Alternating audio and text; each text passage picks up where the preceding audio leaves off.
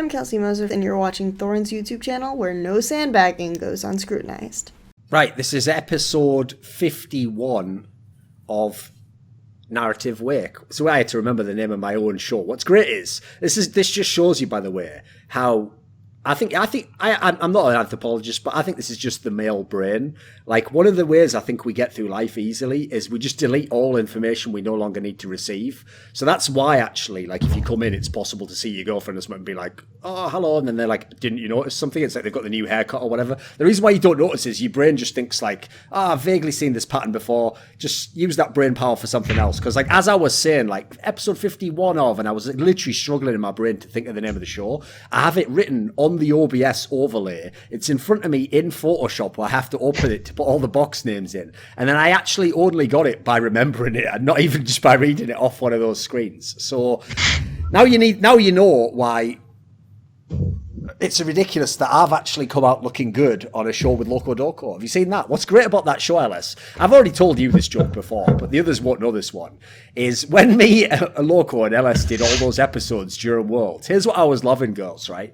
Is that I used to read Reddit, and there was almost no one going in on me. They just took turns to who they hate the most out of Ellis and Loco. And whoever it is, they don't just go in on them. Like, I don't enjoy this show. They go balls deep. Like, they just literally, like, they're ripping their whole lives, careers apart. And then there would even be the occasional person, right, who just went super deep on them, but then would, like, exit with, like, but I actually find Thorin fairly, like, likable on these episodes. He's doing a good job. And I'm like, yes, nice. I finally hit that sweet spot, like, Some of my favorite Reddit burns were of Loco during that series. Like, they had some pretty insane ones. There was some good ones. It evades me right now, but yeah, it was pretty high tier Reddit content. So I will say though, like, the part that did tilt me a little bit though, and I think this generally, anyone who goes on shows who isn't a pro player knows this, is that it's like, I've never understood how, if, like, let's say one of us said something on this show now,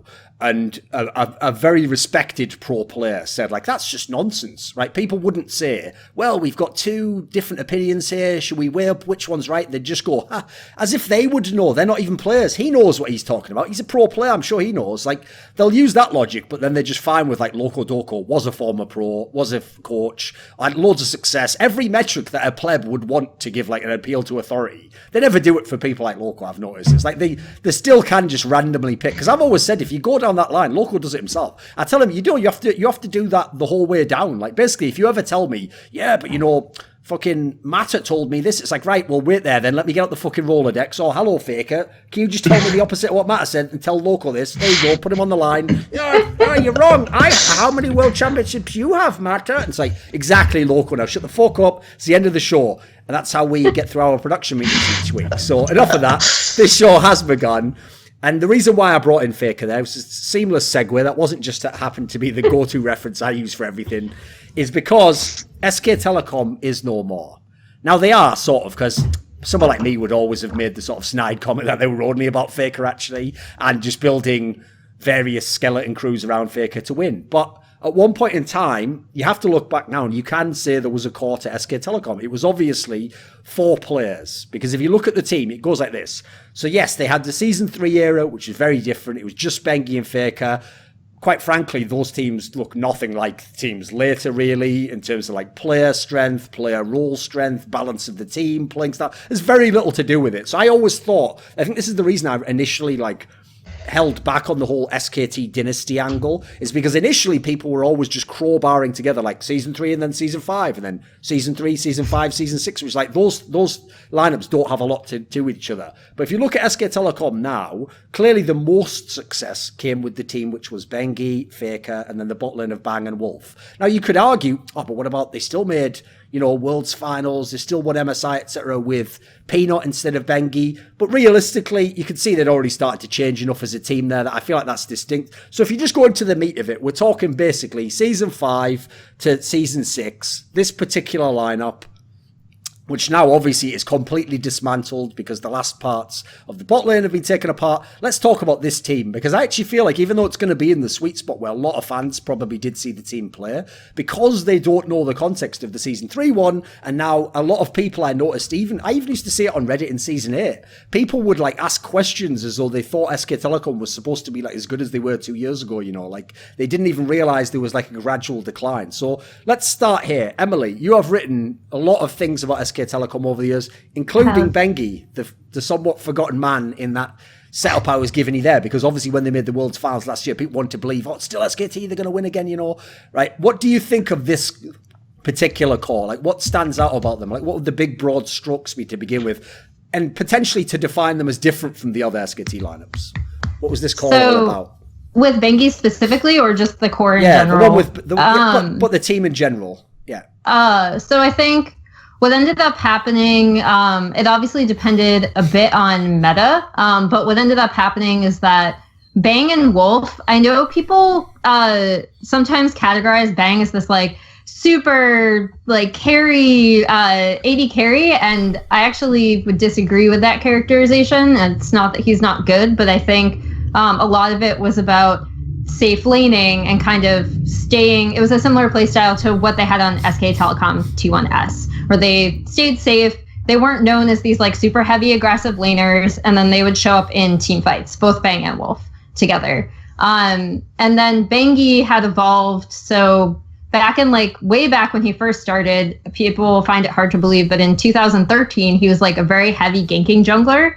And he was kind of constantly in SK Telecom T1's K's lanes, or it was SK Telecom T1 because the S lineup had changed anyway. But yeah, he evolved into someone who kind of, people call him Faker's right-hand man, because his primary job was basically warding and tracking his opponent. And that I always allowed Faker's third summoner spell because it's a bit more condescending. You know, I can't lie. That works. Like he just also pretty good and analogy. Suddenly vision like appears all over the map. That works too, I guess. And that is actually a huge part of why Faker was allowed to play so aggressively in lane. It's how Bang and Wolf are able to stay safe. And then the top lane actually shifted quite a bit depending on who is up there. The lineup that this core kind of first had was with Marin. And the most interesting thing that happened when Marin was on the team was actually that Bengi started just going top a lot more. And either, even if he wasn't ganking it, he was placing vision for Marin and just making sure that Marin could get ahead in lane so he could carry later. So he actually drew a lot of the resources. And it was a really interesting year in 2015 for Faker, because previously he hadn't ever really stepped back from being like the very obvious carry of the team. And that year he learned to be, I mean, he's still like the core of the team, right? He's still the center of the map, but he learned to play in a slightly different way that was really interesting, I thought, especially by the time they got to the World Championship. And that I would say would be the best, like, that summer and then that World Championship where they just kind of decimated everyone in 2015. I think that's where you really saw the core of this roster at their, I don't want to say, I mean, I guess Apex, because they also won in 2016, but I think that's where you really see like the core of their play style together, I think. Okay. As ever, Emily is a fountain of information there. Lots of different tangents we could have gone on there. She even started like throwing in like the allusion to the fact that was maybe the best SKT lineup ever, but she didn't quite go over the line on that one. She came close, but tried to we can totally argue about that later. Times. Yes, exactly. I think that's the quintessential though, when you look at that core and you want to look at games that are like, how do I want to characterize the play style of these four players together? That's the season you want to watch. Okay. Yes. Well, what's good though is one part that you brought up there, which I thought would be a great place to start, would be what was the impact of Bengi? Because obviously he was in the old SK Telecom, where, as you alluded to, he was quite a different player. Then in this team, he stayed in the team, even obviously a year kind of beyond the Call of Duty, as it were. Like he probably should have been kicked, but they kept him with blank and that whole scenario where they shuffled them in and out. You know, like what was the impact of Bengi on this team, Kelsey? What would you say? I think that Bengi was different in 2013 to sort of his evolution in 2014 was sort of figuring out what SKT wanted to do in between, because 2013, the meta was characterized a lot by everyone buys a ton of wars, and the support's entire function is just like buying a ton of wars, buying Oracle's Elixir, running out on the map. It's like, I can't play. Riot's first decision that support was not a fun role was kind of based on this season. They kept trying to give support more and more gold until support almost feels like it has more gold than the jungle, but that's irrelevant. The real thing here is that, like for me, you look at the combination of Faker and Bengi as kind of like the functions of the pick composition for 2013 SKT. Yes. Yes. And the way in which Bengi set up a ton of wards and was almost like a second support if you just defined supports as purely ward bots in that era of League of Legends. And the fact that like he could go super deep, like I remember Vi is like such a Bengi champion. Yep. Because you press R, you go super deep, and you don't have to press other buttons. Faker just kills the enemy champion for you. Like, congratulations, good job, game over, move on. So that was like really 2013. I think that's a special ability. Just as an aura ability, you have to be within 5, like MS of like Faker or something, and he has to be on an allied unit or something, whatever the term would be. Yeah. I think a lot of people characterize 2014 as a bad era for Bengi because of carry jungle camps, so like more difficult jungle champs coming out. But I think it has more to do with SKT moving from a heavy warding style in 2013 to a vision denial based style. So for me, I think like 2016 was actually their perfect meta because they just fought over Raptor camps to get the Oracle buff. And then they won entire games off of that. Like you had Bengi and Faker really controlling those buffs, and they were really good at setting up for them. And SKT were never, I think, after 2014, a vision heavy team. They were much more of a vision denial team. And like they would use the fact that people would go deep for vision to kind of trap them and then have comebacks off of that rather than having super aggressive laning phases. You know what I've realised, LS, is like I've actually, like the way I've set this talk show up is not as ideal as it could be. If I wanted to really be efficient, what I would do is we'd run this first part like this, and then it would be like an interactive experience. Like as Kelsey and Emily take their turns, right, it would just be like, it would pause and it would be like a different box would be like, hey, and if you want to hear them talk about that part of the topic, click here now. Choose your own adventure, you know. You can skip now to the end where we talk about like who's the greatest SKT, or you can go into a side episode where Kelsey tells us why like Riot changed support ruined the whole game, which she was like so close. Like one thought was building on another, and she was trying to exit it, but at the end she just kept building up to some more hype, and then just denied us completely and just went into some other talk. Like, well, that'll be another show entirely. Like, oh yeah, I want to watch that episode. Oh shit, it's this one. Maybe next time. Maybe next time they'll stop her in the middle of that run. Footnotes. Like you can tell I'm a writer because I need footnotes. So there you go. I never use them. I just subject people to my rambling and torture. So really, there's no difference between my videos and my written content. There you go. To be fair, like that doesn't sound that dissimilar to the work of David Foster Wallace, and I reckon actually I could probably objectively prove more people had actually read your work than his, because a lot of people just said they read his work but didn't and liked the idea of it, whereas at least a few people read yours. Some of them before writing amazing Reddit comments, I can't lie, right? LS, what do you think on this topic? Because one part that was kind of like left unsaid in what was discussed there about like Bengi and SK Telecom is that obviously Riot has changed the jungle in League of Legends so many times, pretty much every single year. And Season 3, one of the key differences obviously is that was when you could just place like a billion wards all over the map. And then instead we went later, by the time you get Season 5, there's the trinket system already. And it's like, what do you think on that for SK Telecom? Because obviously their playing style did change, not just because they got new players, you know, and maybe some thoughts on vision on that aspect entirely. Because I noticed, like, obviously before then it was kind of just the jungler's job to do vision. Like Sport did it some as well, but there's more about the lane, you know. What do you think about that aspect of evolution? I think the transitions in season 5 and 6, with the way that Vision became, and also just the overall level of other teams getting better as well, had an impact on SKT, because then there became more of a reliance on Faker in order to be a standout player and a carry player. And then obviously they were having roster changes. But for Bengi, I think what it ended up meaning is that as other junglers got better and as other mid laners rose up to at least be able to live against Faker, without getting solo killed or having massive deficits. It impacted SKT in a way where, I mean, when I think of SK Telecom in 2016 summer and even Worlds, I didn't think of them as flashy or mechanical. I thought of them almost in the same light as Samsung, minus the crown aspect that year, where they were bad in a way where they had their vision, they had this play style, particularly in the jungle, with vision and around mid lane where they would wait.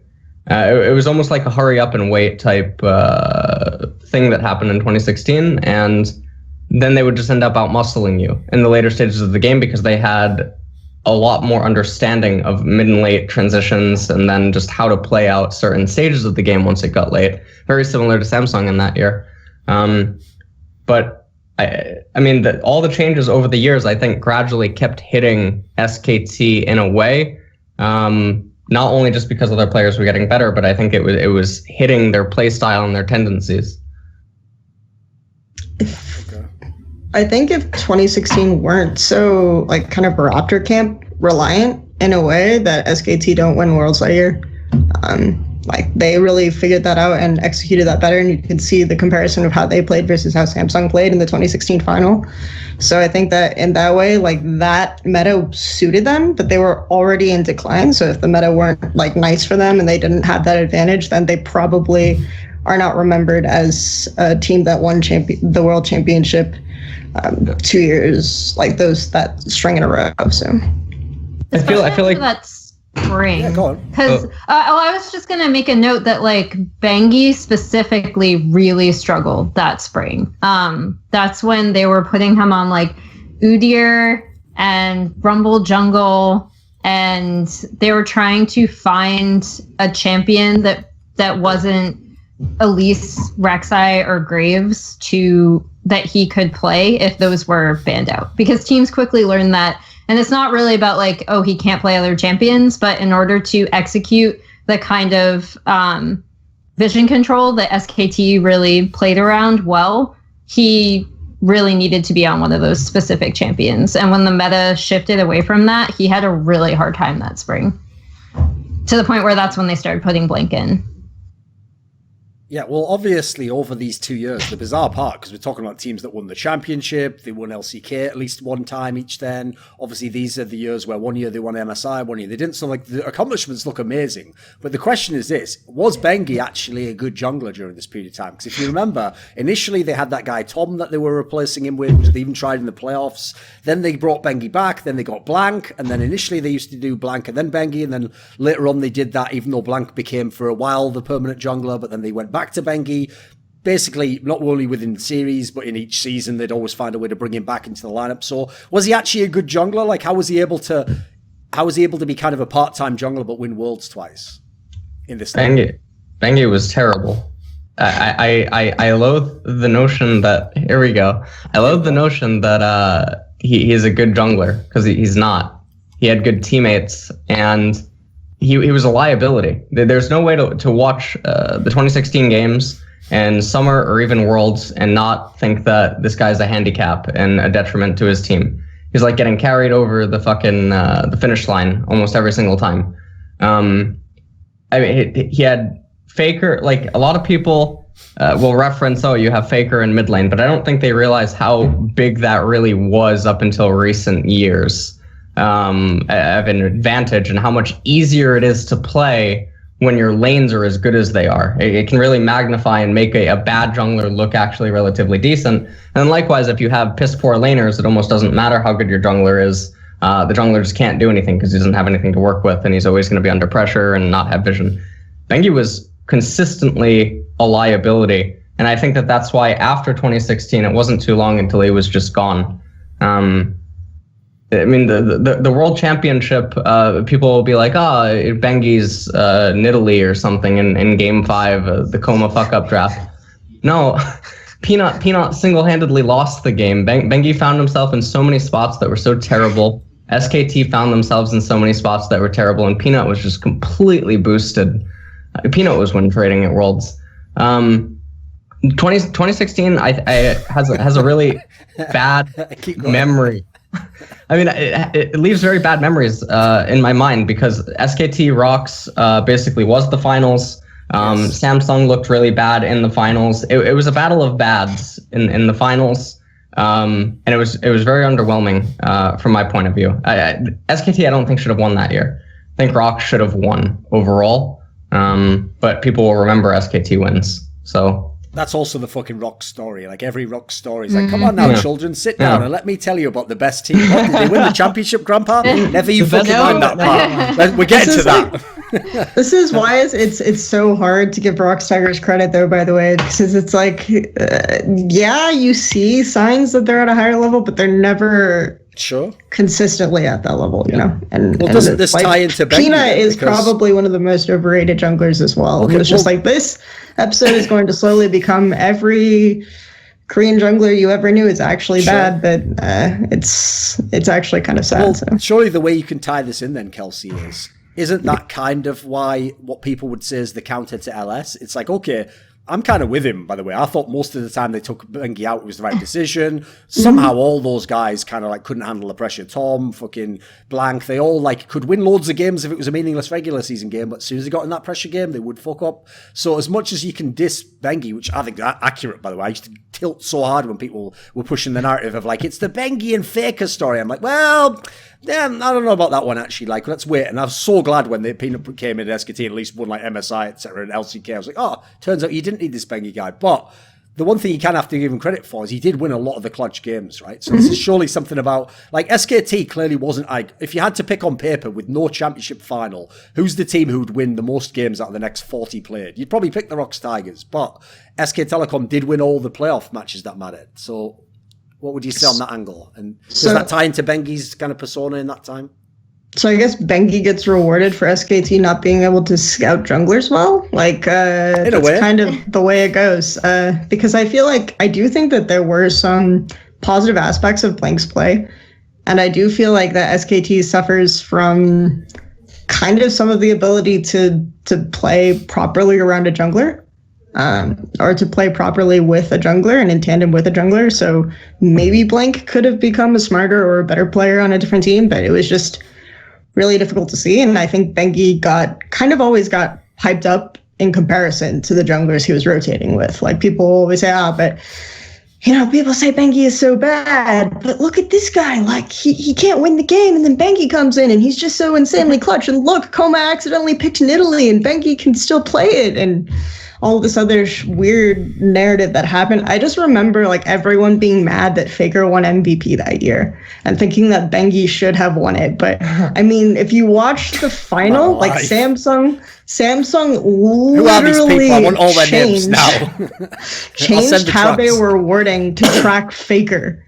Because Faker was having so much pressure going to roams and side tradings as compared to what Crown was doing, which was just trying to kind of like pin him in lane. So they changed their wording to completely track Faker. And then Bengi, people at the end of the final are just saying that like Bengi was robbed and should have gotten MVP. It was actually insane. So okay. Well, then we've already neatly set up. Like, yeah, go on, Emily. Did you have a point on that?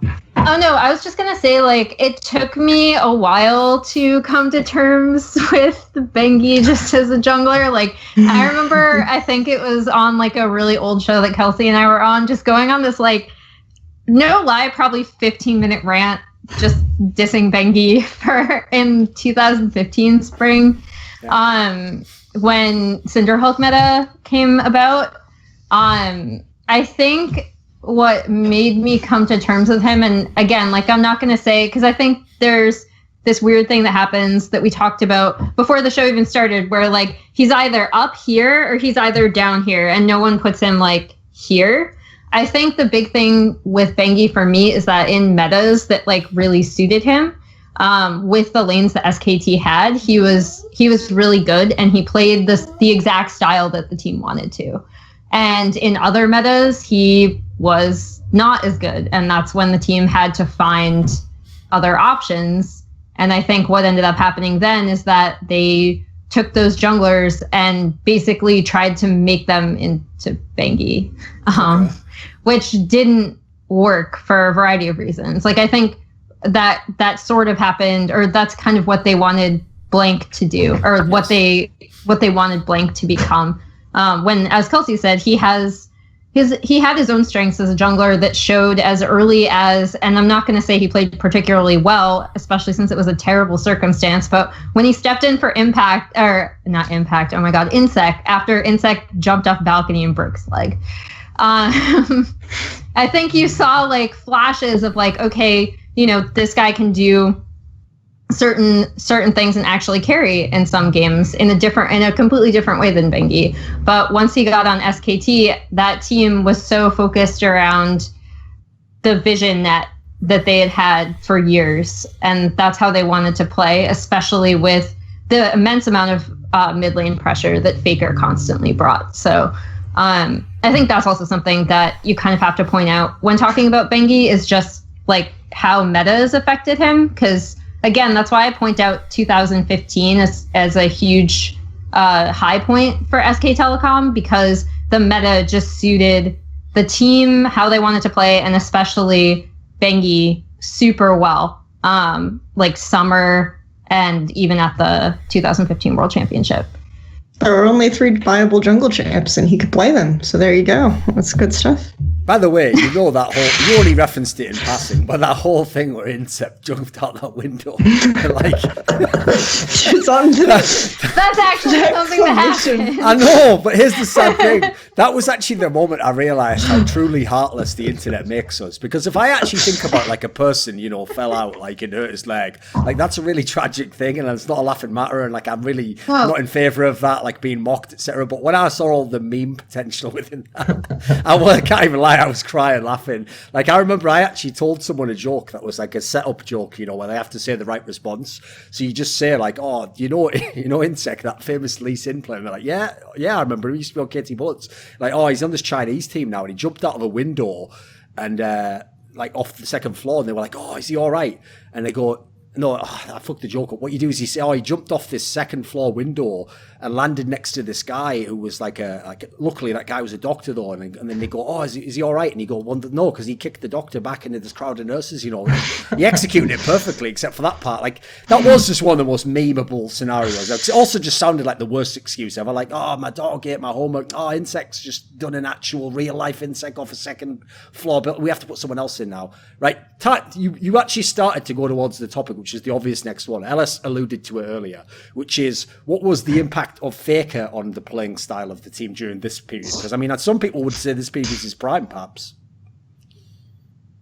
Yeah, I think I talked about it earlier, but I think the big thing about 2015 is that we really saw that Faker could play any play style at an exceptionally high level, which is something that you may have been able to surmise from his previous play. But I think by about 2015 is really when teams started, as a general rule, like knowledge has increased of just like in-game minutia, even with patch changes from year to year to year. Like this is going to sound like a tangent, but I promise it's relevant. At scouting grounds, I was talking to someone who said like, yeah, coaching kids coming up in 2016, they knew nothing. Now this year, they already know like priority, minion pushes, and like that sounds like minute stuff, but like a lot of these larger in-game concepts, people already know now. And 2015, I think, was when you saw a lot of teams really, really starting to understand those concepts at a larger level. And one of those was how important mid pressure is, and therefore how many resources you give to your mid laner. But as I alluded to earlier, what was going on with SKT at the time, especially how they evolved, was that they gave a lot of resources to Marin. So that year at the World Championship, I believe Faker actually received like one of the least gold percentages of any mid laner at the tournament, which is kind of insane when you think about his pedigree and his ability to just single-handedly carry as we'd seen in previous years. But that is really where SKT started to unlock, this is what mid lane pressure can do for us. That was and the tournament. That's when you saw like the entire team elevate, I think. like I just looked up the stat now, but that was the tournament where, if you remember, Faker's most played champion was Rise, right? And I just looked it up now. At that tournament, it was only played in 6 games, 5 of them by Faker, and yet it was only banned twice. So this was not in any way a meta champion or anything that anyone was playing, or wasn't no one even cared if you picked it, basically. But SKT just picked it all the time, and they still won every game except one in the final. So it's kind of ridiculous if you think about it, because it's one of those examples of where, to someone who's like an absolute casual, it might look like, no, he's not really doing anything great, is it? It's like, actually, what's ridiculous is the fact that you're just winning the game off that is like insane, basically. Yeah. So, I mean, that's, again, like, I know I keep harping on the fact that 2015 was super important for the team, but that's one of the reasons why, is I really think it's when the team started to understand mid pressure and how to fix jungle and that kind of thing at a lot higher of a level.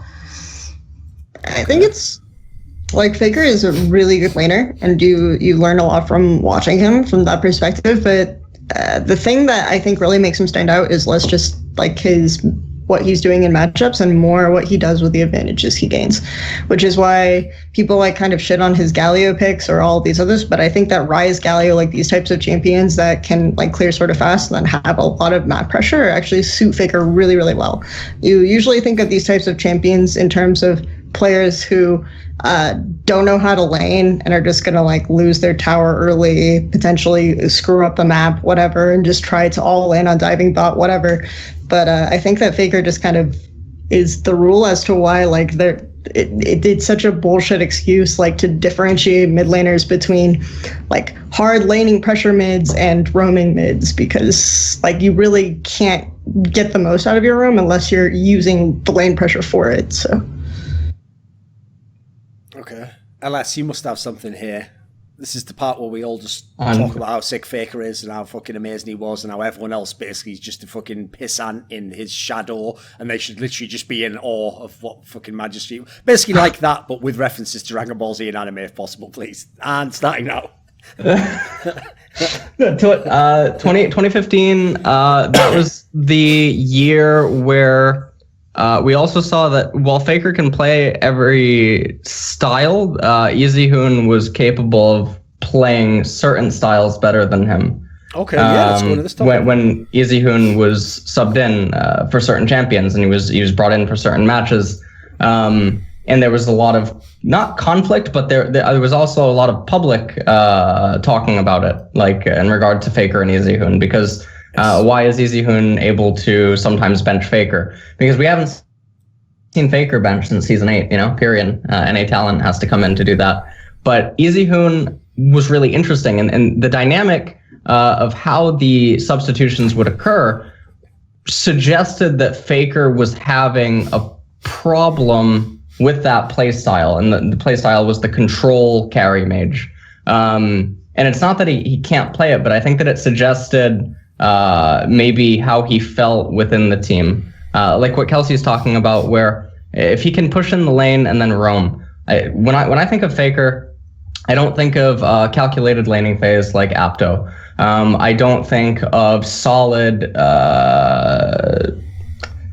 all-around laning like Rookie. I don't think of monstrous laning like Crown in 2016. I think of someone that can improvise on the spot endlessly and come up with ways to basically take stabs at you at any given minute, and then can assess the situations around him very quickly, better than other players, and not willing to miss a beat.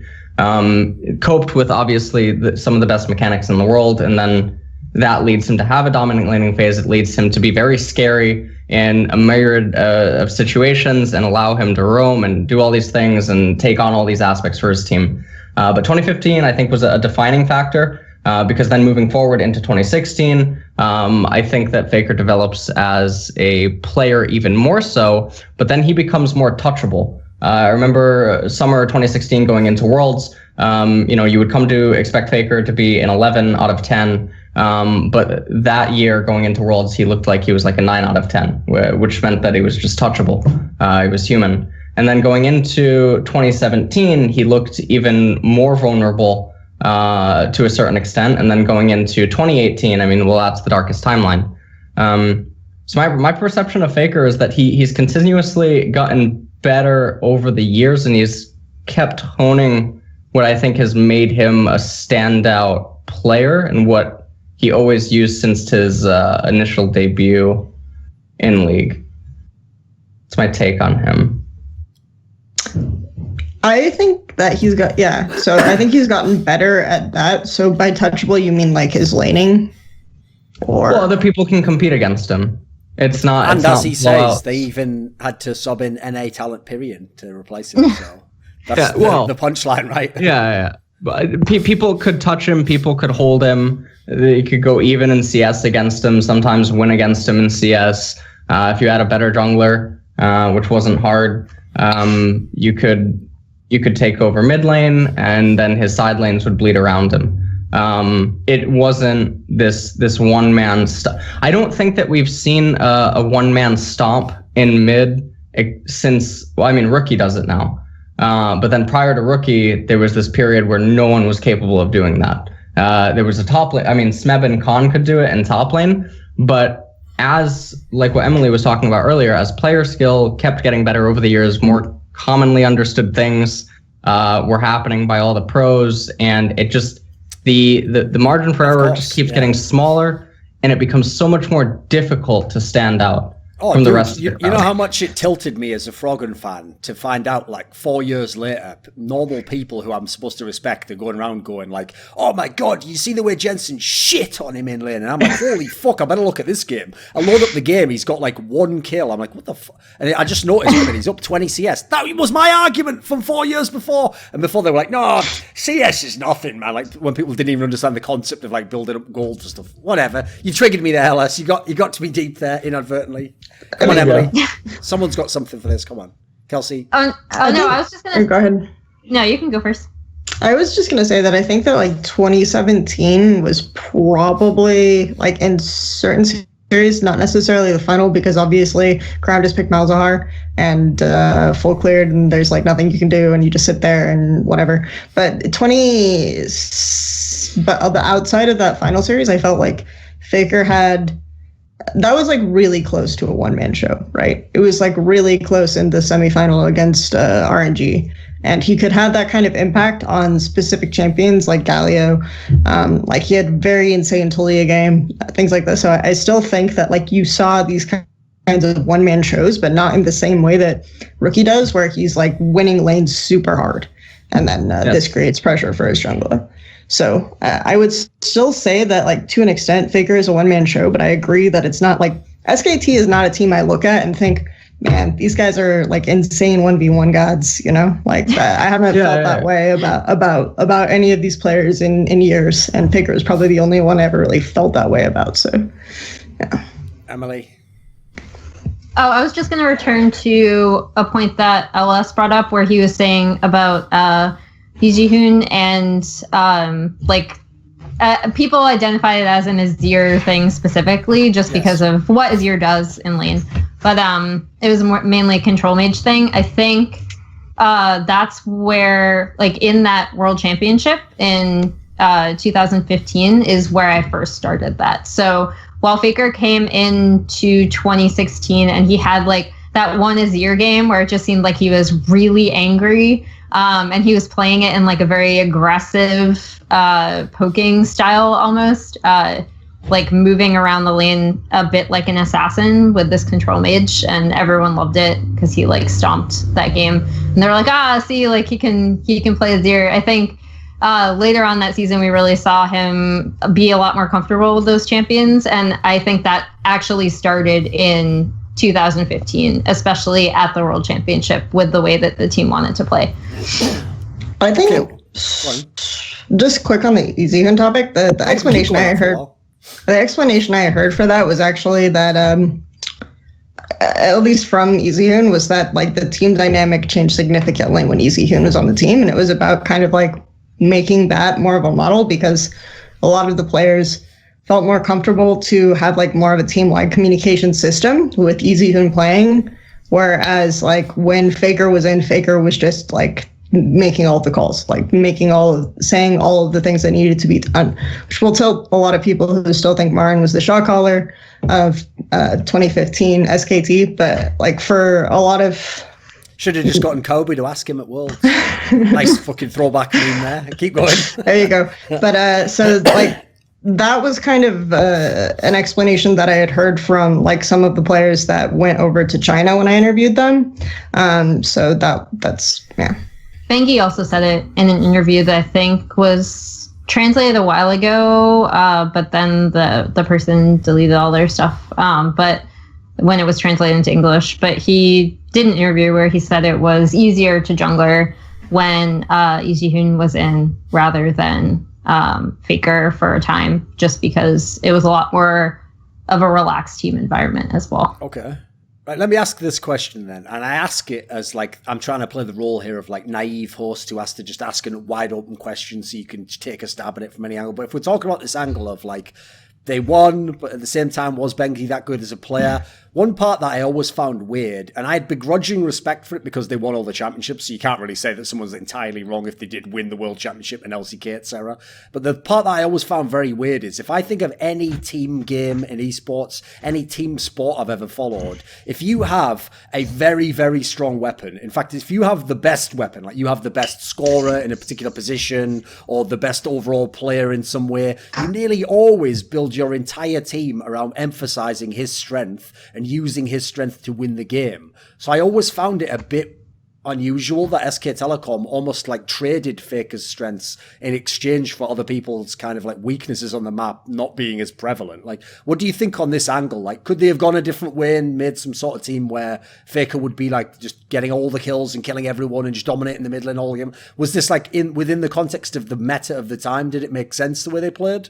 Because what's funny, obviously, this we can go into this if you want afterwards, but this ties into that whole topic that always triggers Kelsey, which is that everyone in their brain has Season 5 World's SK Telecom way of playing, and they call that Korean style and apply it to every team, particularly the least amount of LCK they've watched. Like, the less LCK they've watched, the more likely that is going to be what they will say Korean style. So what would you say to this angle? I mean, I would say... I'll just start because I actually think it's less of a meta thing and more of a how the game evolved thing, right? So like because Faker happens to be a mid laner and because mid is just, again, like I can't stress how important controlling the center of the map is. Like if you control the center of a map, you can affect the jungle, you can affect your side lanes, you can basically affect anything as long as you hold mid. And I think if it was like Faker using Faker's pressure to cover certain deficiencies in the other team, or alternatively, you could also say that it allowed them to give those resources elsewhere. So for example, at the 2015 World Championship, when a lot of it was a very weird patch that they were playing on, there's the Juggernaut patch, and it really allowed Marin to kind of pop off and be this huge top lane carry for the team at the time because they were able to give him more attention while Faker was holding mid. Or like in 2016, I think the fact that SKT still had like really strong like either lanes that can hold, or like people underestimate Duke a lot. Duke is an incredibly strong laner. Like that is his main strength, in my opinion, is that he can lane really, really well. And he can get advantages in lane sometimes by himself just through like CS and playing fairly safe. And then he turns that into split push pressure, as we saw earlier this year on IG, and IG had no idea what to do with it in the spring semifinal. It still tilts me. But I think it's not a matter of meta as much as it is the way the game itself evolved. It's really difficult to say that you can have this one carry player and have them not affecting the rest of the map because everything is so intrinsically tied together, especially if they're a mid laner. I mean, are you saying that Faker isn't affecting the rest of the map, or are you just saying I'm saying he is, and it makes sense. And it's not a meta thing. It's how, like, as people increase their understanding of the game, like it naturally, like the way that SK Telecom evolved because Faker is the player he is, it naturally makes sense. Okay. Would you agree with that, Kelsey? I guess For me, it's like it's less that I don't think they have necessarily the pieces in the Bang Wolf sort of setup to play to Faker the way they want. And a lot of that has to do with just like the way that Wolf approached backing and getting vision control of River and stuff like this is just very, like, when I say Wolf has issues playing tank or engaged supports, people always say, but he has like some of his best games and like look at these Alistar engages and stuff.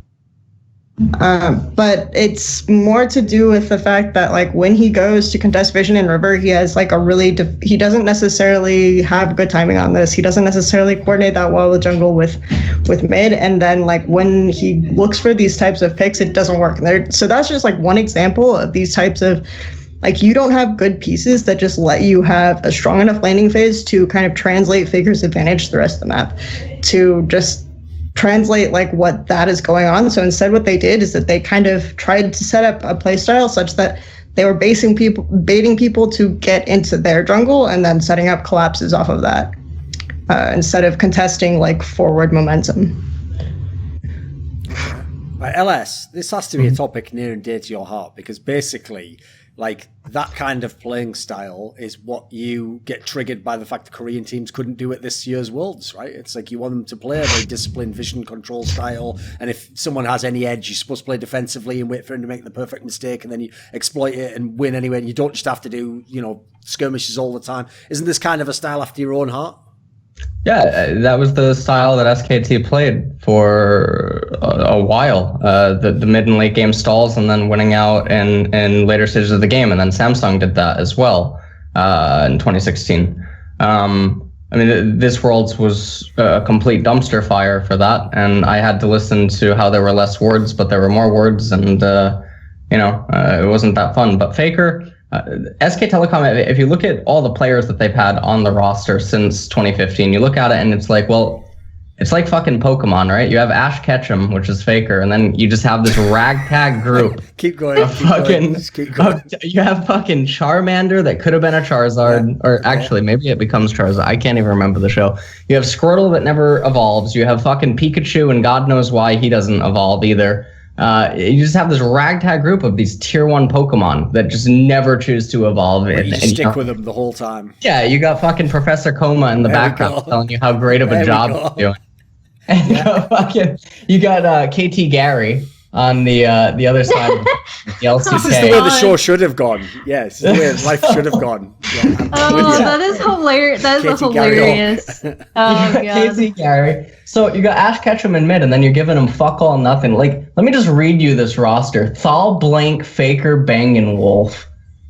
What a dumpster fire. And this is in 2018, right? So you have players like Score that have existed for a while. You have people like Khan that almost ended up on Team Gates because he was warming a bench in China. You have such star-studded players everywhere. Gorilla and Prey were probably available at certain points that probably would have better catered Faker's play style. You have SKT, so you have the holy grail brand of South Korea that should be able to pull people in, but then you hear the comments like, oh, I don't want to play for SKT because it's too much pressure and whatnot. But SK Telecom has consistently gone full Pokemon with just absolutely piss poor rosters the entire time. And this is why 2019, I guess, is the redemption arc, because it's the first time they actually have a real roster. And maybe we get to see a return to glory for Faker. Although I mean, he's still not like, I think that with the new laners that he has coming into 2019, it'll be better catered for how he likes to play and move around the map. But I mean, it's not suddenly going to make him rookie. I think so. It's interesting. Like, this is a thing that people always bring up, is that like they should just go for the big name players and go for the good players. I just think that the SK Telecom organization have a poor understanding of how to assess players in certain positions. And it's weird because I think that the only successful rosters that they've had have basically been of players that they've built themselves, right? So I don't like when they tried to do the thing where, oh, we'll get the hype players, we'll get Peanut, we'll get Huni. Like they went for these types of big name players and it didn't really work out for them. So like I would have preferred if they had gone for player. Like I'm not as versed with the talent that's climbing on the SKT lineup or anything, but like some of the players in Griffin, if they had like spotted them climbing the ladder or something like this, like even that would have been better as compared to just like what they were doing is like constantly sort of forcing the same players to work again. Like they oscillated back and forth, and then just them coming in with like I think Teddy is a really good pickup. But then them coming in with like someone like Khan and stuff just feels like they're grabbing the name that people are talking about again. What about it's really weird. So one aspect that I wanted to ask you about is like, is this also like in a way, I know they won a lot of championships from it, but stubbornness from SKT that I'll give you a great example. It's like when they brought in someone like Duke, it's almost like they saw like, oh, we had a lot of success with Marin. He's left the team, right? Just get another like really good top laner. And then they brought him in, and he's someone where the whole reason why Emily, no one knows that Duke's like a really good, basically carry top laner or laner is because obviously he's now played so much of his career like every other fucking top laner is on tanks and bruises. So unless you're like the guy, like the Shy or fucking who else? I'm telling you who else. Or Khan. Unless you're these people, you don't only play carries all the time. It's just not the way top was played for a long time. Well, is it the angle that SK Telecom also, even if they thought, right, well, we'll bring in a new player, they kind of just tried to make that player into whoever the last player was. So they brought in Peanut, but then somehow didn't get the best out of him at times. They've obviously brought in all these other top laners, and some of them maybe would have been better playing carries, but they made them go tanks for a while. What would you say to that angle? Because it does seem like they took that blueprint, which, by the way, successful blueprint, and tried to run it a few times. Does that tie into anything you were talking before with the meta? I think with your opinion be? That's interesting. I really still only see it with the jungle. Like, so jungle and top are the two that have changed the most, right? Because we talk about Bengi as being part of the original 4 core, but jungle actually did change quite a bit. And the weird thing was that they kept bringing Bengi back either for big games or just like they would split his time with Blink. And then top lane has been the one that's changed the most. And it doesn't seem like they have a good idea of what they want out of their top laner because they've tried out a lot of different styles. I also, like, as a side note, I think if I recall correctly, and someone can correct me, but I believe Duke himself contacted the team. Like he wanted to play for SKT specifically. I think that was the year when there was a load of tryouts. That was the year tried out, I remember. And he was like, I want to be on this team because I want to win a championship. Like he said, I know he himself said it in interviews. So I don't know if he's like hyping up a situation, but like he did say that himself. He's like, yeah, I actually called the team because I really wanted to play here. It meant a lot to me to win a championship because he'd been on teams that hadn't won anything previously. So, but it doesn't seem to me that they necessarily know what they want out of their top laner because the last top laner that I think they were actually like super, super comfortable with was Marin, and they ended up shifting a lot of resources to him, be it jungle ganks or vision or, waves, like minion waves, stuff like that. I think it'll be really interesting this year to see this specific lineup because even though I like it on paper, like if you've seen any of my roster assessments in the past in off season, I always have a slight apprehension, I guess, when people grab a lot of players that I see as kind of resource heavy. And that is a problem that this lineup could run into. We're going to see if... It's good in the context of the conversation we just had, isn't it? Like, they never gave Faker, like, all the resources. Then we're like, we've signed Khan and Teddy. It's like, Faker's like, can I ever get a fucking break? Choose now. And even with Clid, and to some extent Haru, but Clid as well. I think if there's anything that tells me that, hey, we're going to do something we're going to try something different this year, it's that they have a lot of players that really love to have resources and really love to be the carry on the team. Teddy, it's a bit weird because we never know like how much of that is Jin Air can't win any other way than pour literally all of their resources into Teddy. So we'll find out, because it could end up being that he's quite flexible and efficient. We just don't know because he's never been challenged yet. The thing for me on the roster with Teddy, 2017, Teddy, the thing that was so impressive to me, I remember talking about this with Thorin, is that he would have less resources than other ADCs because his team was so bad. And he would be down in items, his teammates would be down in levels, his teammates would be down in items, and Teddy would still find ways to deal more. And he would still create his own openings. He would take advantage of his own opportunities. I actually think with the way that the meta is looking for Season 9, Pre-Season 9, with the plates on turrets, the ability to accelerate, rubber banding has been indirectly slight buffed, which means that aggressive jungling styles into falling back to eat the rubber banded camps is better. I think this ties in actually really well. Because I think that Teddy is someone that you want more than Bang the later that the game ends up going in terms of ability to be clutch, but then also usefulness with the resources. And this means that Klid, Faker, and Khan can just play left-centric and leave bottom on an island, but I don't think Teddy actually needs resources. I think from watching all of his games over time, he always did more than any other LCK ADC when he had less gold. So I think that dynamic in the meta shift is great for SKT right now. Yes, that's my only concern is when you get all these players on a roster and then they have to work around where they're going to put the resources. I think it should be interesting. Another thing that supports that is that Wraith would leave him in lane as well to go roam and help Umti in spring.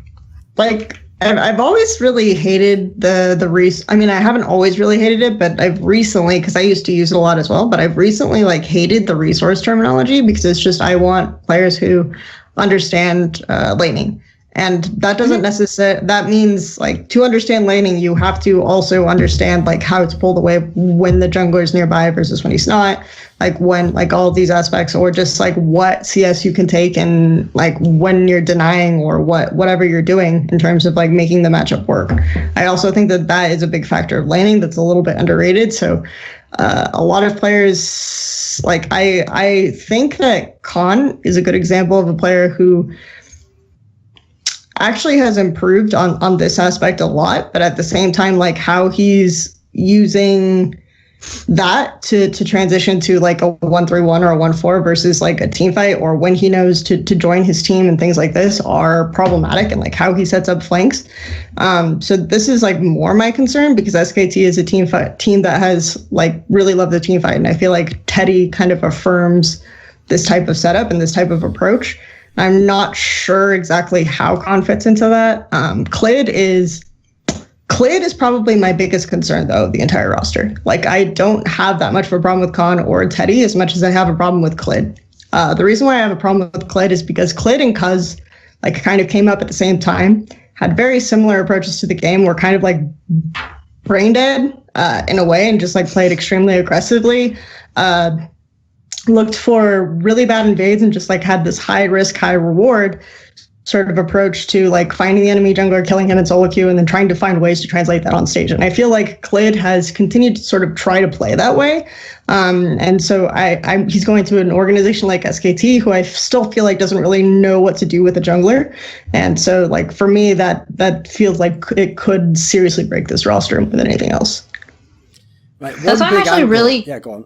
Oh, I'm just really curious about both of their jungler picks, actually, because even though I think Haru has improved a lot in his jungle style just with experience, and he's calmed down a bit, he is still also known for playing quite aggressively and going for some really, really risky invades without vision or lane pressure.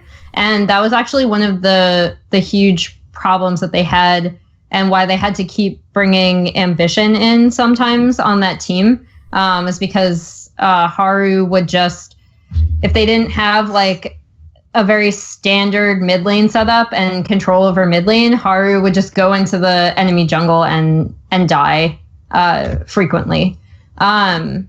So it tells me that the team, like, on some level wants some sort of departure where they picked two junglers that have that kind of aggressive label slapped on them. And now it's going to be interesting to see how they perform. Right, to dive back to the original call that we were talking about, obviously the main lane we didn't really discuss much. Like Kelsey alluded to it a little bit when she talked about Wolf, was the bot lane, obviously, which was a team that the interesting detail is this has been so unexplored, because I guess nowadays, like, I mean, a lot of League of Legends content is just dead, so there aren't people doing these articles anymore. But one thing I've always been surprised by is why no one's ever written an article where they go back and look when this was the SKTS bot lane for a year and then contrast it to how it is when they play with Faker and Bengi, you know, like when they became SK Telecom the year afterwards when they merged the sister teams. Because, like, I get that a lot of people might look at the fact the team wins, or the fact that Bang was at one point in time one of the carry type players, at least in terms of getting the kills in the team, and be like, wow, what a great player. But like, I always thought like the bot lane generally was mad over. I think people generally know my thoughts on these ones, pretty overrated. But like, there are scales to overrated. Like Bang is slightly overrated. I think I would mainly say with Bang for me, just misclassification of role and carry in the balance, if that makes sense. Wolf, I always just legit thought was a very overrated player and like basically was to some degree riding coattails. But if anyone wants to push back against any of that, now it would be the time to do so. Now would be the time to honour their legacies, not stand by why they're just slandered by fiery-haired Englishmen. Yeah, come on, LS. You're not really going to come in. Bengi 2.0. I'm just going to... LS, do you want to know one of my tweets, which is, you wouldn't think a tweet like this would be the one that would be like push everyone over the edge on my Twitter with some of the shit I say. But when I once said that Wolf is the most, I think it's when he won Worlds one year, I said he was the most boosted player. I think either in League of Legends history, but that might be over. I think I maybe just said to win That's Worlds, Bengi. because Bengi's up there as well. Listen, the two of them can fight it out in a fucking steel cage. Whoever comes out alive, you get to be second worst. Then, like, you know, like it's pretty bad. Come on. I feel like there's some secret, like, I don't know about Wolf, because I don't think anyone fell in that trap, but I feel like there's some secret bang lovers out there. Come on. Well, you did for a while, Kelsey, but that was 2016. You know, it was a different time. I didn't fall into the Wolf trap, but I just remember the the MSI, I think it was 2016. Yes. Where he got MVP that year, right? He had I can't even remember the series that well, so I might even give you, theoretically, he had one good series in his entire career. But he Wolf hype snowballed off of that insanely. Because this was also the MSI where I remember it was this MSI or the MSI before where he was flirting with Shocks and everything, and people Wolf is a cool dude, we should defend Wolf, and then he ends up getting MVP in the Brazilian MSI tournament. And then I remember everyone coming out of the woodwork to say the reason why SKT are so good is because they have the best player in every single position. And I was just that's the trigger phrase that the Manchurian programmers put into my brain to activate me to kill everyone. So there were definitely people who were about Wolf. I do think that Wolf was much better at lining and much more confident, in terms of setting up trades when he played mage-based supports or things like Janna or anything like this. But again, it's Janna is known as the e-girl champion, and we're not going to, enter that can of worms for any reason. But obviously, there's a reason that this reputation exists. Yes. And he even so for me, just that sort of aspect of his play, he's not that great of a laner, and then the way that he works with his junglers to contest vision on backs is not even good, so he's not even good at that kind of map aspect of play. So for me, it was just really weird that Wolf was rated as highly as he was. And maybe it was because people saw highlight plays where he engaged a team fight on Alistar or something. It's no one is denying that SKT were good at team fighting, guys. No one is denying that aspect of their play. Okay. But Wolf was not the best support player at any point in his career. That's one of the Janna I have to pick out as one of the all-time champions where people who are in League of Legends and who are experts don't ever brag about someone being the best Janna player in the world, because if I take that as the game to show someone who doesn't know like esports games, or comes, God forbid, comes from another esport game like CSGO, and I'm like, we're going to look today at one of the best players in the world. He is a Janna main, and then it's just like him in teamfights, putting like little circles on motherfuckers, and then at one point in time, just pressing one button when they're going to be like, what is this literally Babby's first mobile? What is this game? Like, Janna was a champion invented so that we could have a great conversation about which of us is going to watch the Chainsmokers this weekend as we listen to New Jabez and or chill hop music and don't die in lane, hopefully, because just put that circle on me every time they come in and we'll move backwards. Like, that's your job. Like, the fact that was ever bragged about, like, oh, the greatest Janna player in the world, like, really, homie, because they used to say that about, like, Gorilla as well back in the day. I was like, it's not really about, like, there's no outplayers going on there. Come on, son. Like, what are you talking about? It's pressing there's 4 buttons. He presses them in the right order when you tell him to. Anyway, pulling that back. Emily, you surely will defend the Great Wolf. Come on. He's an MSI champion, world champion, LCK champion. For me, Wolf, what he is good at, and actually Janna has something to do with it, is because he was pretty good at playing reactively. Which I guess is kind of a reflection, I think, on what people perceive SK Telecom's style to be just generally. But I think that has a lot to do with, because even on something like Alistar, I feel like he did better when he was like reinitiating a team fight for SKT. Like his timing and his positioning, in my opinion, were better in those situations than when he was like starting a team fight, if that makes any sense. I even thought it with Zyra, which I think Zyra was the champion that everyone was looking at with, like, he had this Zyra engage that was just insane. I believe at that MSI that Kelsey was talking about. Yeah. I think it was there, but it might have been another tournament. I'm like 90% sure it was that one. But even on something like Zyra, I felt like where the places where he did excel as a support were always in like reinitiating team fights rather than actually starting them. And right. It would be up to other players on the team. Like, we even talked about going back and like Bengi would be initiating team fights and then Faker would be following up. And then when they first started working together, Wolf would be like re-engaging. And I think that's where you could actually really see him shine. I think he had other issues, again, like Kelsey brought up a lot of them in terms of gaps in his vision control and back timing. And I think a lot of what SKT wanted their junglers to do in terms of setting a vision net, where Bengi kind of did it. I'm not sure if that ended up helping or hurting Wolf, because it kind of seemed like where they were expecting Bengi to do a lot of this wording that you might see like a support roaming and doing, right? Or coordinating with the jungler and timing it well so that they were each covering different sides of the map or something like that. I think they,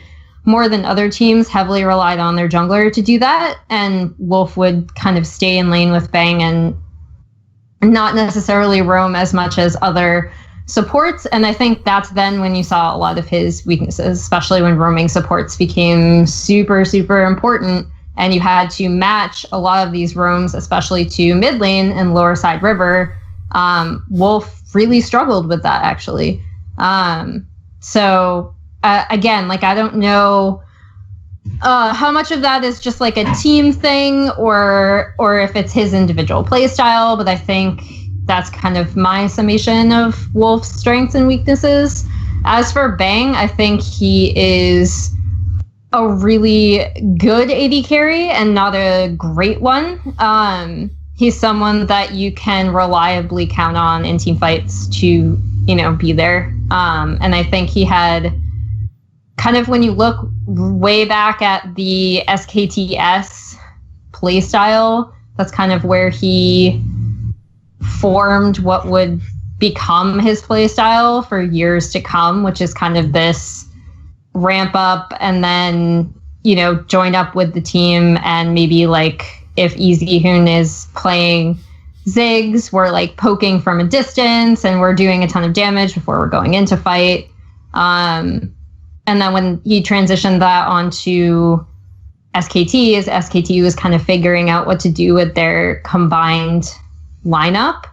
I think he was definitely someone that the team could rely upon to play well, but he wasn't necessarily the star of the show outside of like a few specific games. Like everyone's going to remember the Lucian game against CJ Entis. I'm not familiar. What was that? A few years back, right?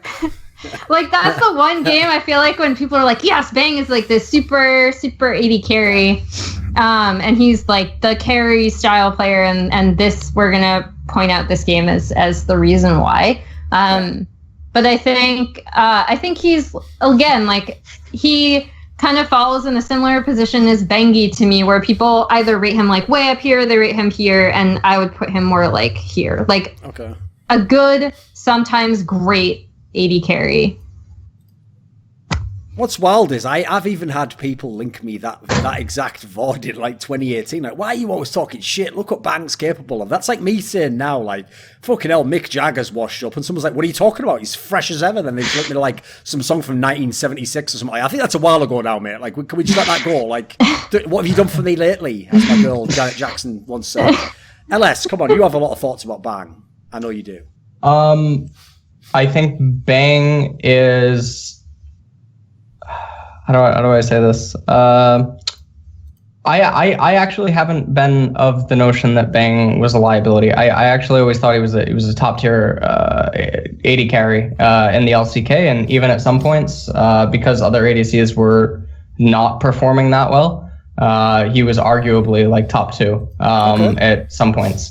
I think that his clutch factor and one of the things that I know that I and a lot of pro players would talk about was in regards to Bang wouldn't make blunders that would cost you games. He wouldn't make a lot of mistakes that would end up being a liability. So if you had Faker on the team, or if your team was ahead, you could rely on him to carry through. I don't think anyone was going to look at Bang as like, oh, well, we're losing the game because Bang's on our team. That was never really the problem.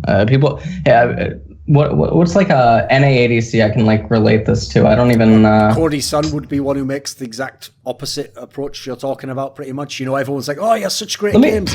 In fact, I saw this as a Reddit comment. Here's the best example, right? Someone said, listen, he's a great player. Sure, every now and then, you know, in a team fight, he'll just have a seizure and do the wrong thing. I'm like, you do know his role is AD carry. Like, that's pretty much one of your first requirements as AD carry is like, you know, all that gold we put into you. Maybe don't just die in the team fight for no reason. Like, we kind of need you to be alive with that gold and the items we gave you, and you know, alive for a while hitting people. Like, I don't know how people miss that one. It's kind of a weird one.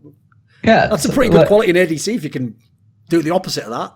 Woolite used to be my favorite example, but he's a bit outdated at this point. So there you go. Yeah, that's my only take on Bang. I actually never thought he was anything less than like top 5 at any point in the last probably 4 or 5 years in LCK anyway.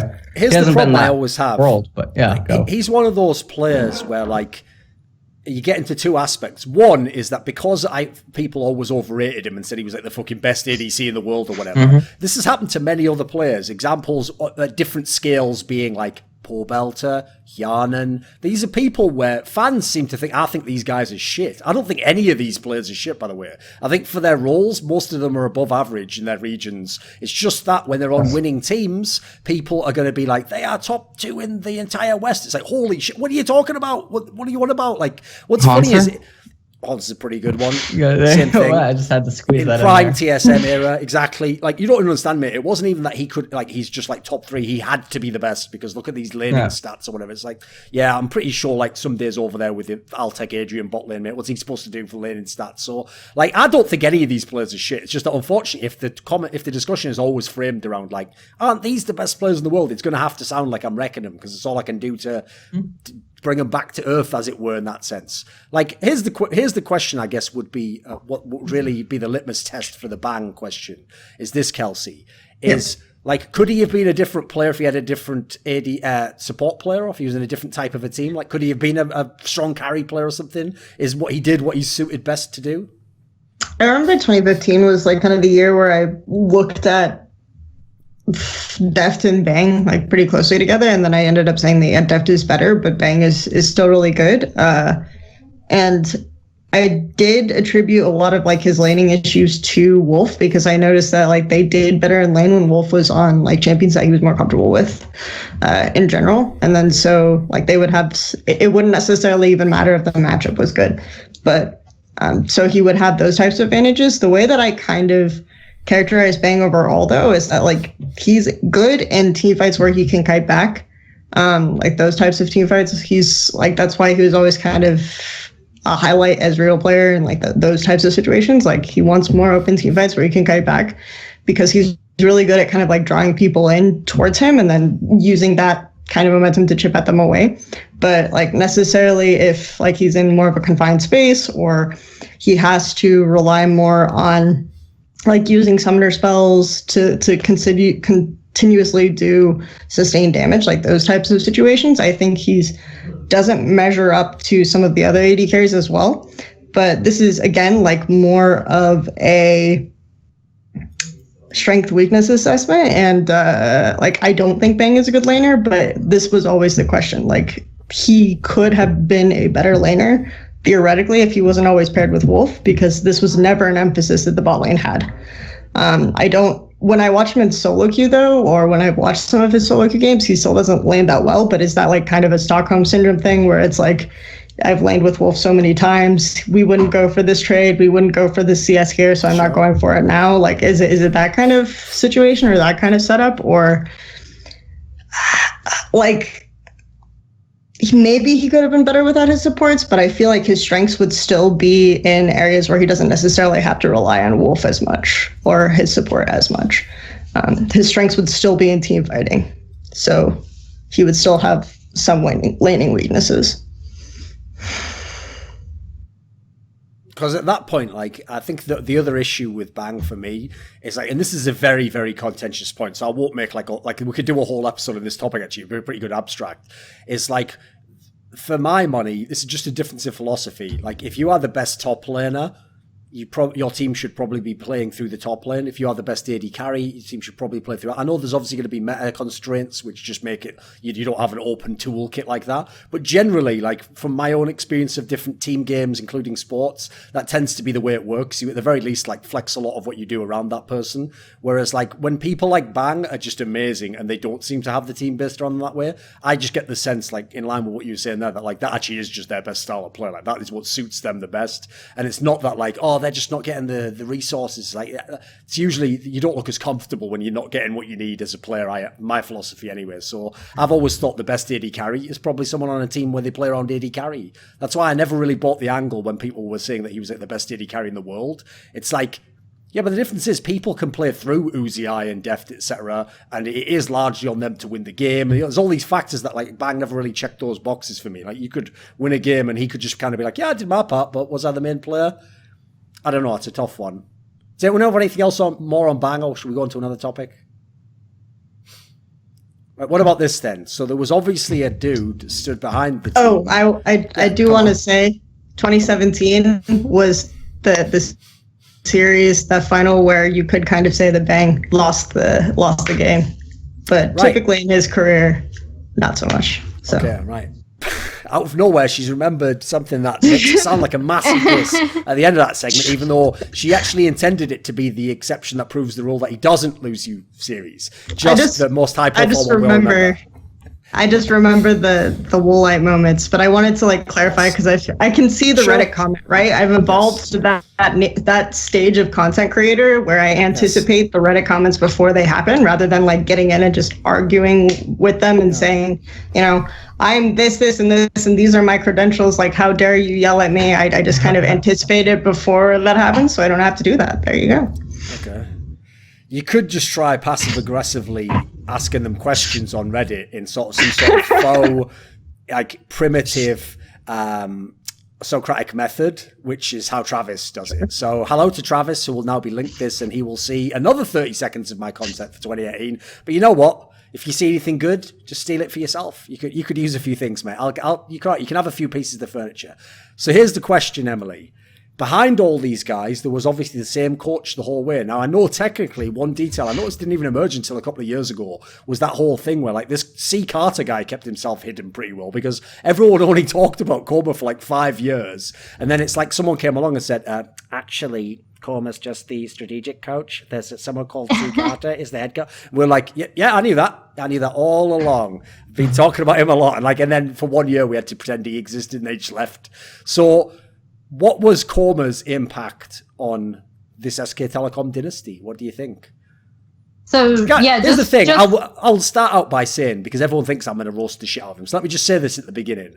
At the very minimum, before we even get into this, I immediately give I give fucking Kkoma what I call the Loco-Doco caveat, which is I will not have anyone say the person was absolutely terrible at their job if they somehow won that many championships. Like, I'm sorry, even really good players can win with like a good coach when everything doesn't go well. So like, you don't trip over and win loads of championships. Like, I've definitely never said Kkoma was shit.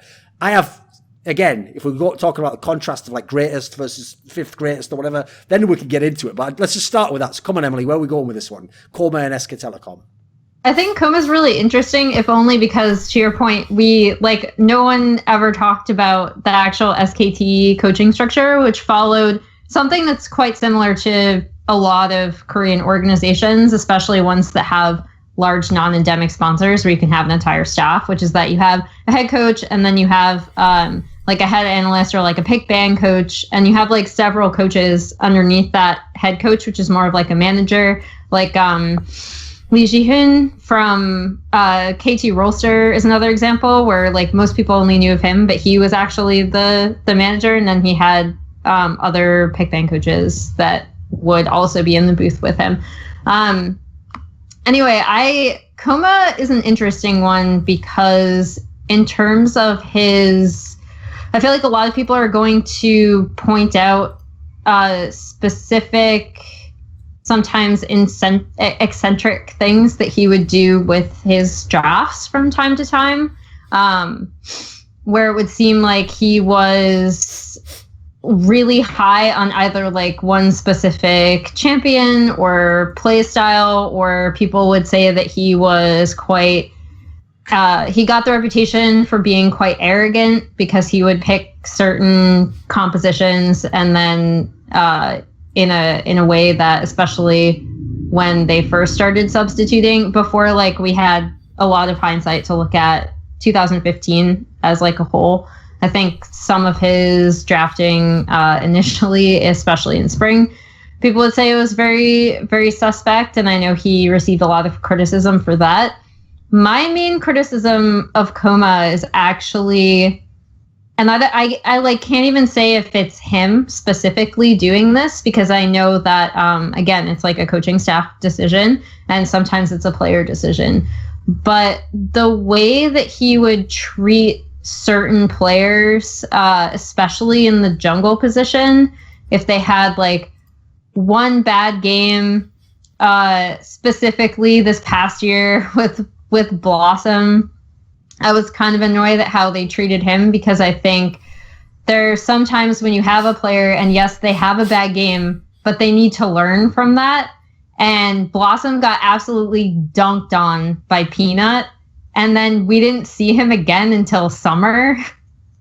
And I think that is something that recurringly has happened through the years, where a specific player will have a really bad game and then you won't see them for a while. And again, like, this is the most nebulous thing about SKT, right? Because I'll say I know the least about what goes on in that coaching staff. Like, right up front, I know this is the thing I know the least amount about, because it's not something that you can really look at from the outside. I can only surmise. Sure. But I don't necessarily see that as being productive, especially for a young player to learn how to play the position. And I understand that SKT is an organization that feels like they can't make mistakes. Like, as in, not that they think they're so good they can't make mistakes, but like if something like that happens, they don't want to put that player in again because they don't want to lose.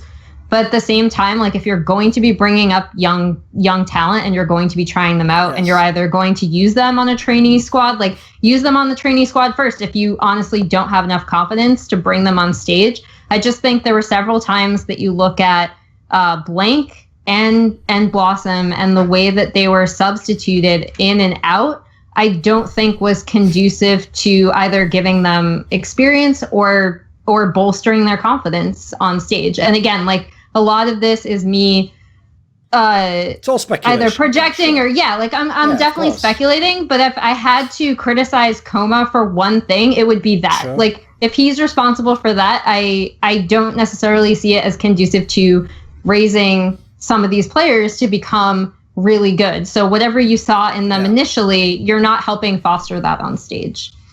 I mean, this basically ties into that whole narrative, which worked when you had Bengi and Blank, which is like, no, what they do is Bengi's like the closer, and he waits, and then he watches like, the screen and stuff, and then he just comes in when it's the right time because the coach has given him special orders during like game 4 that the other guy didn't get. It's like, that all sounds brilliant, but like, that's not a thing, right? Like, why is only one team in the entire world doing that with a really washed up old player when, as you said, for me, Emily, I always read it the other way, which is you just don't ever let the other guy develop into a clutch player. Because the reason that doesn't work is because Loco himself followed this narrative the next year when they got Peanut and was like, cause Peanut's famous for sometimes failing at clutch games, they'll just use Blank the same way, and that's why it's the legend of the bee, and then Blank will come in and be really clutch. And I'm like, how did that work out, Loco? How did those games work out? Can I just go back and get a check on did he do all the clutch? Oh, he didn't, because he's a fucking broken man who never learned how to do that, because he never played any of those games, you moron. He was sat watching them from the stands like, oh, well, golly, sure is good to be at SK Telecom.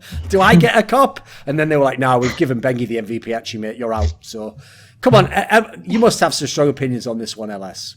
Talking about the whole Kkoma aspect.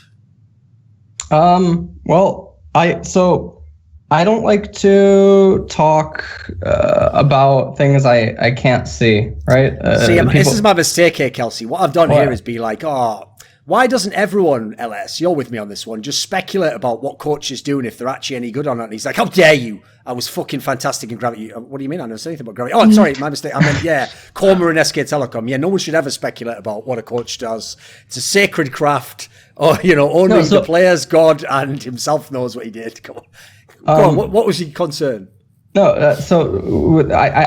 Kkoma doesn't have public content. There's nothing to critique. There's nothing. There's a few interviews in which he lies and just tells Travis like, yeah, I think your teams are good as well. By the way, fuck this guy. Well, of course, sponsors. And the translator's like, he just said he loves your interviews, Travis. Like that sort of thing.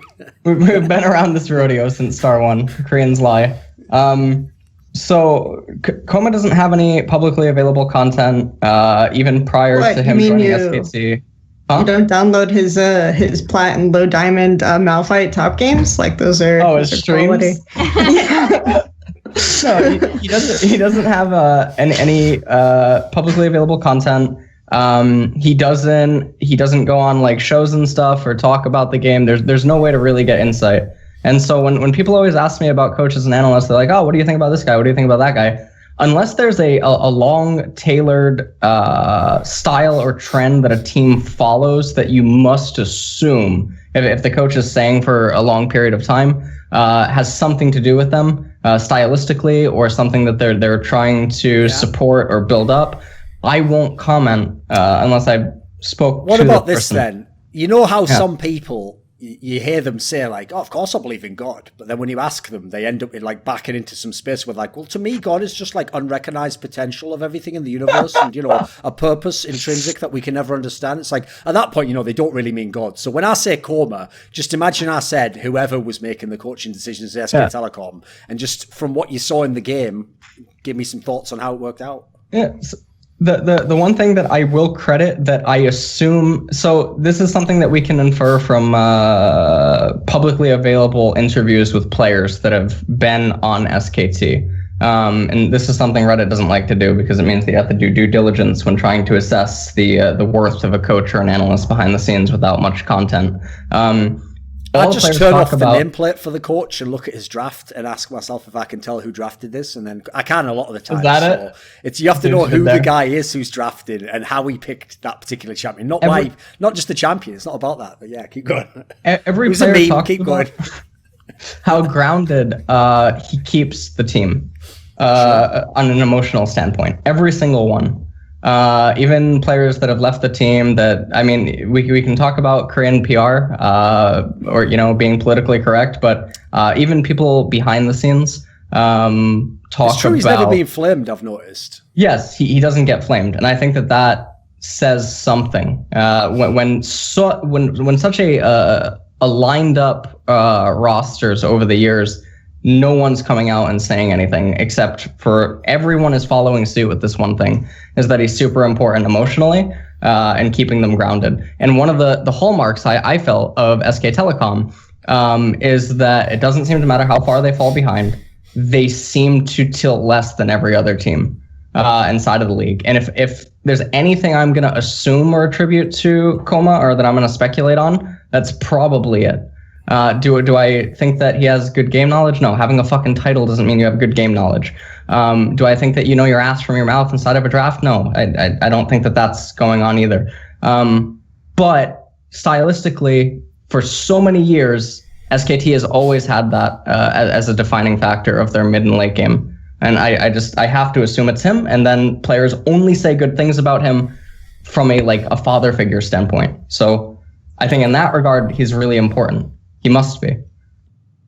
I'm definitely with you on that angle of if you keep changing players, even because obviously top lane just changed every season, and you still have are able to retain similarities in playing style and these things. That can't just be the players. There must be some extra component where you're at least guiding it in that direction. Yeah, I'll give him credit in that sense. Kelsey, it looks like you had something here. And I think that it's rather than commenting on Kkoma, because he probably is a good coach, but even though I do think to an extent, I mean, it's hard to tell what can be attributed to him and what can be attributed to Faker, basically.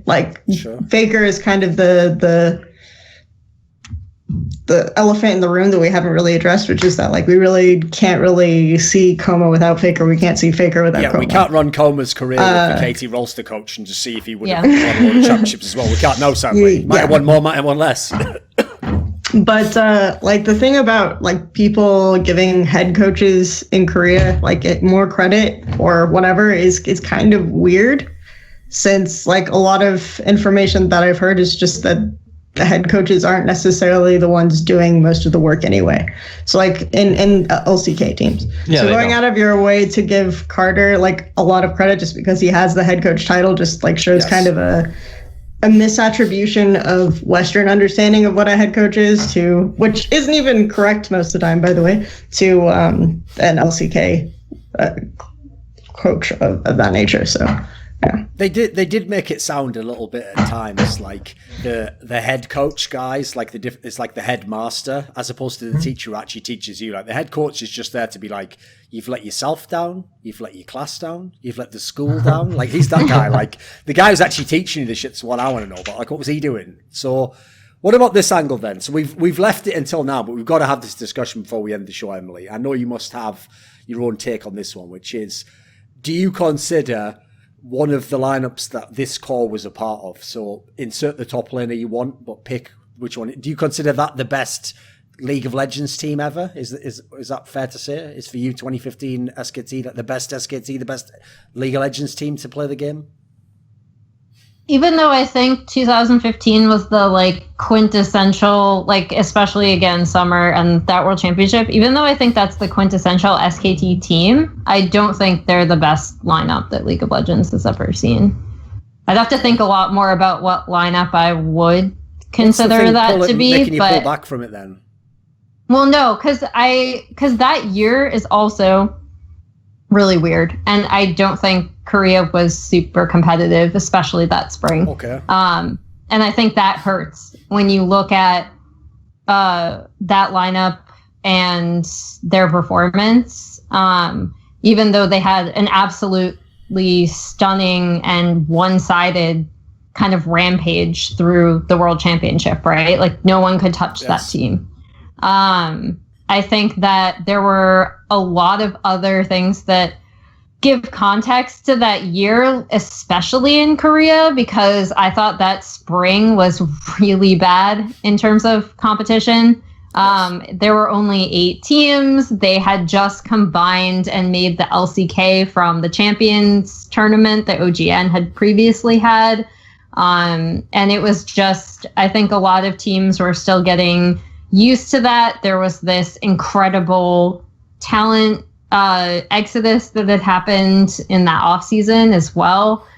You had no sister teams available anymore, but people weren't really sure on how you were supposed to use any lineup that wasn't just like 5 people on one team, 5 people on another team, and other people on like trainee teams. Like the fact that they then said you can have up to 10 people, like most teams are just like, what does that do for us? Because like no one had really figured out any sort of rotating roster thing until SK Telecom actually started experimenting with it. And even then, I don't think it was like the end all be all like perfect rotating roster example, but I do think it laid the groundwork for other teams. So that's another thing that team did that was super important. But I think because of the context of that season, it's really difficult for me to call them the best lineup that ever was. Okay. What's everyone else's take on this topic? SKT is the 2015. Is it the best? Like from this core we're talking about, does any of their lineups make up the best league team to ever play League of Legends? Were they the best SKT team? Yeah, 2014 White is probably the best for its era. I think most likely. I don't think any of. What metric are you using for that? They redefined. They morphed the game because of how the vision of the players individually and the way that they came together. Yeah, they literally, the way that we play League right now, and it doesn't mean that other people couldn't have discovered it or not discovered it, but they couldn't have inched towards it, over years and stuff. White was the first to really do it together, and then the players were doing it themselves. At that point, Motto was really scary. Imp was really scary.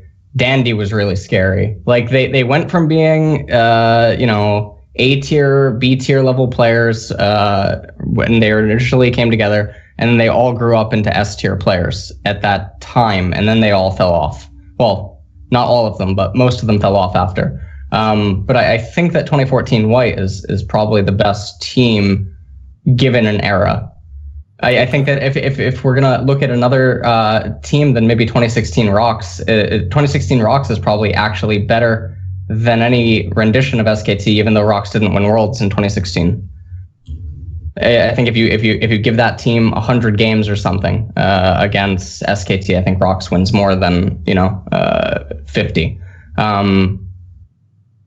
Yeah, I don't know why anyone would ever say that SKT ever had the best roster. I think that's actually one of the hallmarks. Is it the best roster or the best team? Like, to clarify, like, how would you define this? Because there is a distinction, right? Because I don't think because if you're saying best roster, you're saying player for player, which I don't think, has ever really been the case. The best team, then, like, theoretically, they could have a claim to that. Individually or as a total 5-man unit. Because, I still think Rox and White are still better. I think 2016 Rox is still better. I think that I don't really necessarily like 2016 Rox as a team in terms of like how they came together and how they played.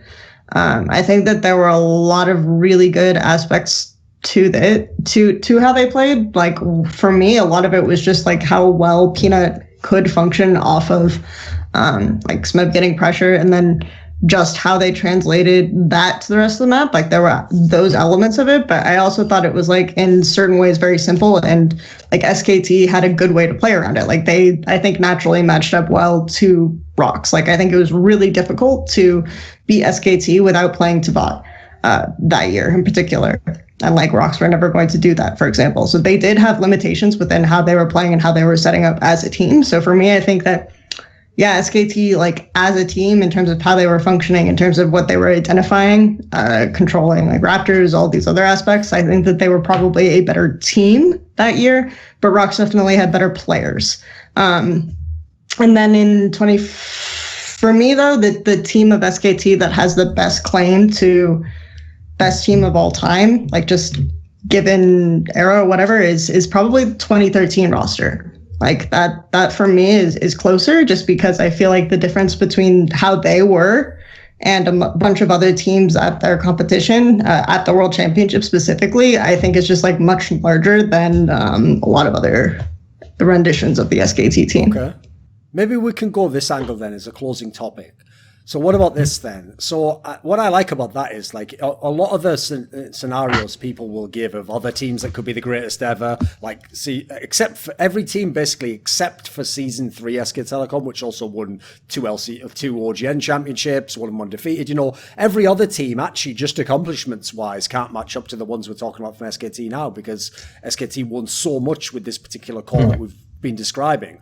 So then maybe as a way to distill down some of the things we talked about in more detail and as tangents before, what qualities allowed this team to become a dynasty in this particular era of this core then? Like, if they weren't always the best team, like I always actually told people that, if you look every year, either the Rox team or someone else is like contending with them, at times better, but like in the end they won all. So yeah, at the end, people are going to look back and think they were always the best team in the world, etc. What allowed this team to win so many championships, do you think? Why were they so good at attracting trophies then, if they weren't necessarily always the best or had always the best players?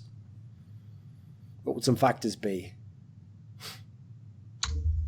I mean, 2015, 2016, I think is the closest year they came to not winning on 2 different occasions. But I think it goes back to that mental fortitude and the discipline. I mean, if you're good enough to consistently at least make deep runs, once you get to the best of stages, that edge that you might have over other teams can obviously come in and inevitably amount to getting multiple titles.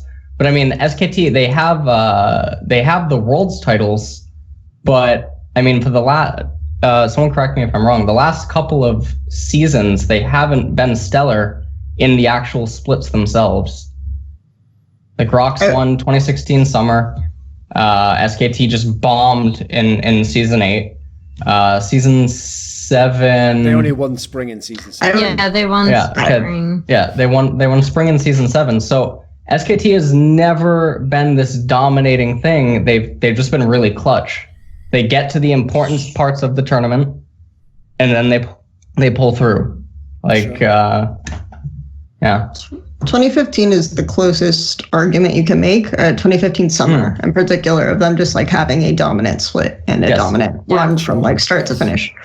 But for me, I think it has just a lot to do with the fact that they were so practiced at like this one way that they wanted to play, and yeah, this one way like had a lot of limitations. And the way that they used.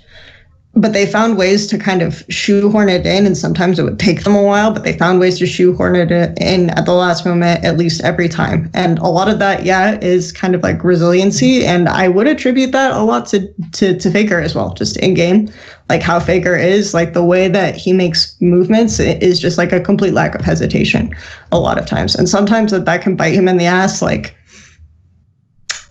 he will go for like this kind of all-in play because he knows that he can, like, he has enough damage that he can completely one-shot, or he can like get rid of the rest of the health bar and he can win out on this trade, but he doesn't necessarily account for the jungler or something like this. But he's just like very confident in almost every movement he makes. And like for me, that is a massive factor. If like you have a player who seems to be that confident, and like the recent documentaries and stuff of this year where he seemed like less confident or whatever, obviously like kind of speak to that, is always going to matter a lot, not just to you as a player and your ability to win, but to your teammates as well, right? Like if you know that Faker is this confident, if you know Faker is always going to get the advantage, he's always going to get the advantage in roam. Like if Crown in 2016 moves bot, like he's going to get the better trade top. If you have that kind of confidence that that is how your team is going to function, then like that is going to do so much for you actually. So Yeah. Emily, what are some reasons as to why SKT Dynasty won so many championships?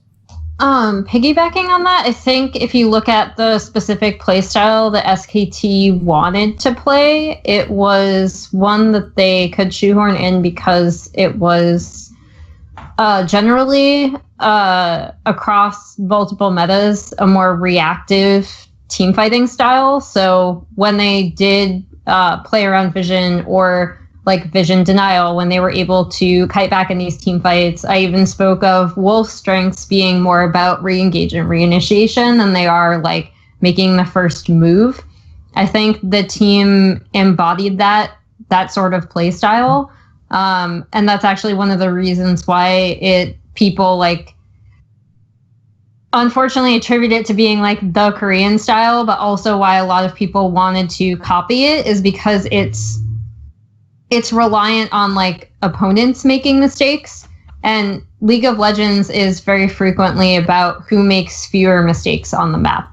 And because they were generally risk adverse throughout the years as like one of the traits I would attribute like their playstyle to, I think that's another thing that kept them at the top, because even if they weren't able to get a handle on a specific playstyle that required them, or a specific meta rather, that required them to be like super, super aggressive, they could always wait and really rely on the fact that they knew how to capitalize on opponents' mistakes. They knew how to punish them really, really well, and then re-engage and reinitiate based on the openings that other teams provided them.